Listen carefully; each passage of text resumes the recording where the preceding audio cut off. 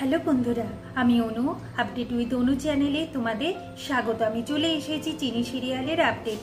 চিনি সিরিয়ালে তো দেখা যাচ্ছে যে হিমাঙ্গিনী পুলিশকে ফোন করে নালিশ করে আর অন্তরাকে অ্যারেস্ট করানোর ব্যবস্থা করে।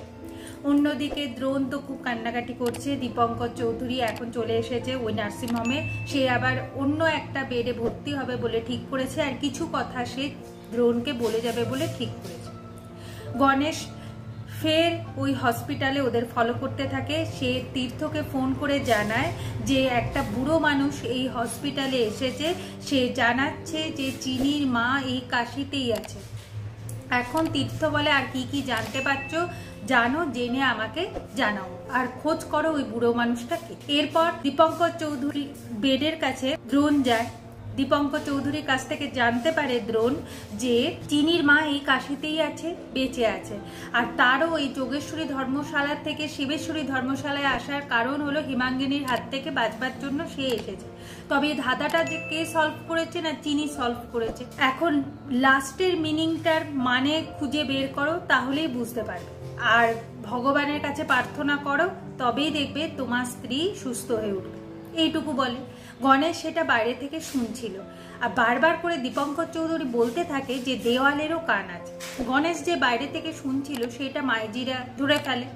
গণেশ যখনই ধরা পড়ে যায় তখন সে ছুটে পালায়।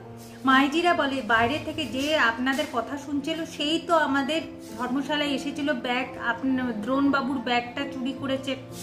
তবে সব ব্যাগ নেয়নি, ওই একটা ব্যাগই নিয়েছে। নিয়ে সেই তো ওই গাড়িতে রেখেছিল।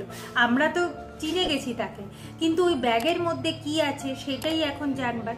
দ্রোণ ভাবছে আমি কেন এত ভুল করলাম, কেন আমি চিনির সাথে রইলাম।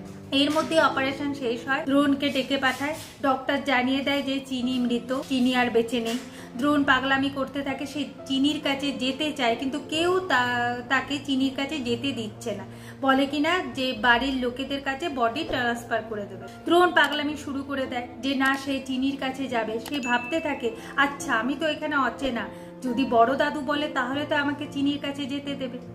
আগামী পর্বে দেখা যাচ্ছে যে হসপিটালে না চিনির বডি আছে না বড় দাদু আছে। বড় দাদুর রুমে অন্য কেউ, চিনির বডিও গায়েব হয়ে গেছে। কিন্তু কে করলো এই চিনির বডি গায়েব, সেটাই একটা রহস্যকর ব্যাপার, জানবার বিষয়। অন্যদিকে দেখা যাচ্ছে হিমাঙ্গিনী অন্তরাকে থ্রেট দিচ্ছে যে দ্রোণের যদি কিছু হয় তার জন্য আবার তাই থাকবে অন্তরা। এদিকে অপালা ভাবে এই শোকে পাথর দ্রোণকে আমার নিজের হাতের বসে আনতে আমার খুব সুবিধাই হবে।